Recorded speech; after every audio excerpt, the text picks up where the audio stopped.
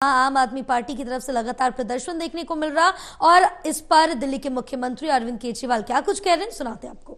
ये जो चंडीगढ़ का चुनाव है ये दिखाता है कि इनका पाप का घड़ा कैसे भर गया था।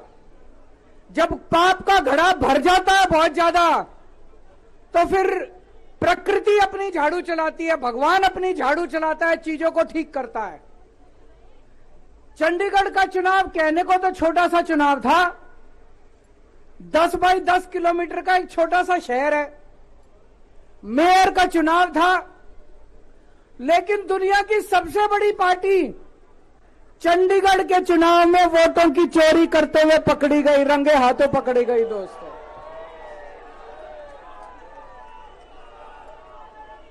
इनकी किस्मत खराब थी, इनकी किस्मत खराब थी।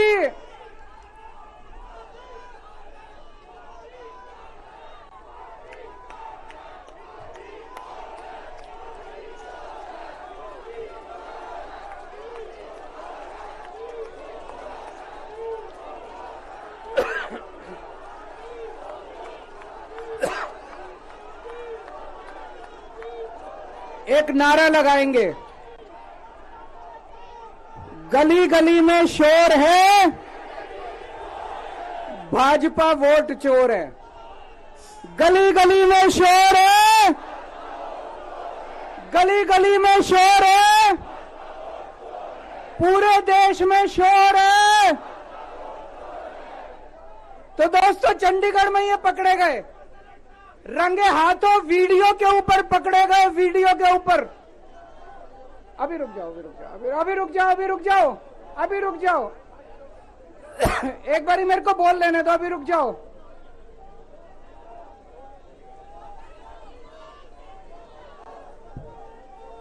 दोस्तों,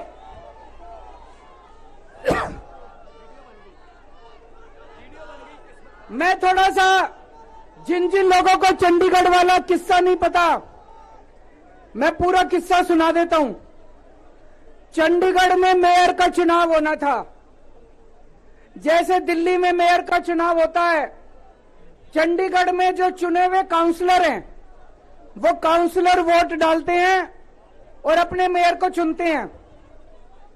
चंडीगढ़ में 36 मेयर हैं, 36 काउंसलर हैं।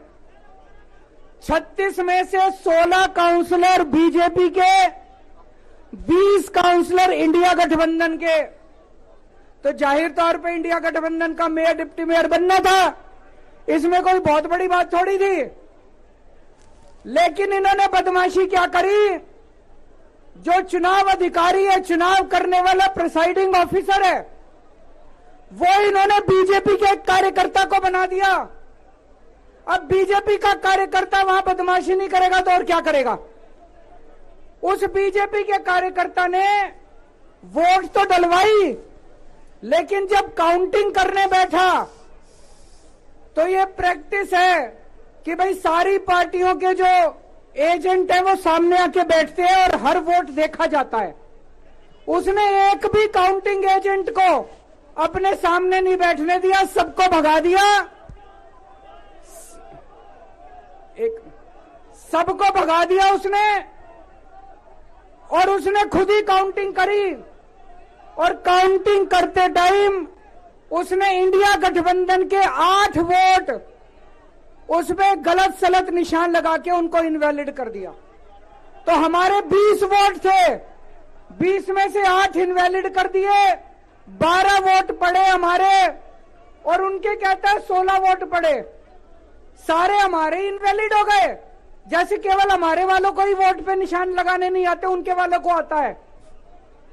अंदर से एक कर्मचारी ने हमें बताया है कि उनके भी 16 वोट नहीं पड़े थे, उनके 13 ही वोट पड़े थे।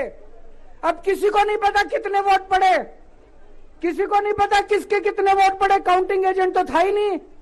और उस चुनाव अधिकारी ने नतीजे घोषित कर दिए कि बीजेपी का मेयर बन गया।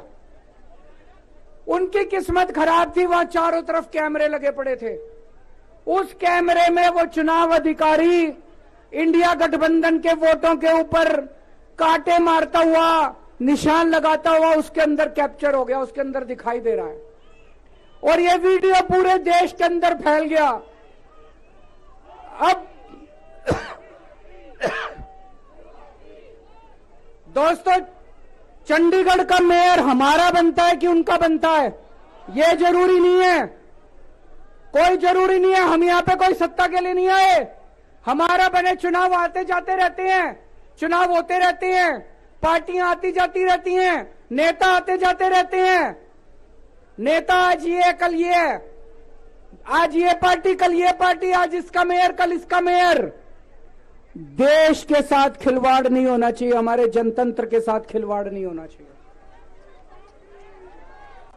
इन्होंने जो चुनाव के साथ खिलवाड़ करना शुरू किया है, इन्होंने जो जनतंत्र के साथ खिलवाड़ कैमरे के अंदर पकड़े गए, अगर ये चंडीगढ़ जैसे छोटे से चुनाव में इतनी बड़ी गड़बड़ कर सकते हैं तो जाहिर है लोकसभा के और विधानसभा के चुनाव में तो पता नहीं कितनी बड़ी गड़बड़ करते होंगे, है कि नहीं है? पूरे देश के सामने आ गया किस तरह से गड़बड़ करते हैं। इनके लिए देश जरूरी नहीं है, इनके लिए जनतंत्र जरूरी नहीं है, केवल और केवल सत्ता के लिए ये किसी भी हद तक जा सकते हैं। सत्ता के लिए देश को भी बेच सकते हैं, सत्ता के लिए देश को भी दांव पे लगा सकते हैं। दोस्तों, हम ये कभी नहीं होने देंगे। अपने देश के साथ खिलवाड़ किसी हालत में नहीं होने देंगे, अपने जनतंत्र के साथ खिलवाड़ किसी हालत में नहीं होने देंगे। आज पूरे दिल्ली से, हरियाणा से, पंजाब से इतनी जनता आ रही थी यहां पे प्रदर्शन करने के लिए, सबको रोक दिया इन्होंने। पूरी दिल्ली को छावनी बना रखा है। क्यों भाई? क्यों भाई? आप जनता को कैसे आने से रोक सकते हो? कोई हिंसा करने के लिए थोड़ी आ रहे थे। हमारी आंदोलन से निकली हुई पार्टी है, बड़े बड़े आंदोलन किए। आपको क्या लगता है जनता को ऐसे रोक दोगे तो जनता की आवाज बंद हो जाएगी? और जनता की आवाज बुलंद होगी। जितना जनता को रोकने की कोशिश करोगे, जनता की आवाज और उतनी बुलंद होगी। जगह जगह से खबर आ रही है, हमारे एमएलए को जेल में डाल दिया, हमारे काउंसलर्स को जेल में डाल दिया, हमारे वॉलंटियर्स को जेल में डाल दिया, जो जनता आ रही थी उनको जेल में डाल दिया।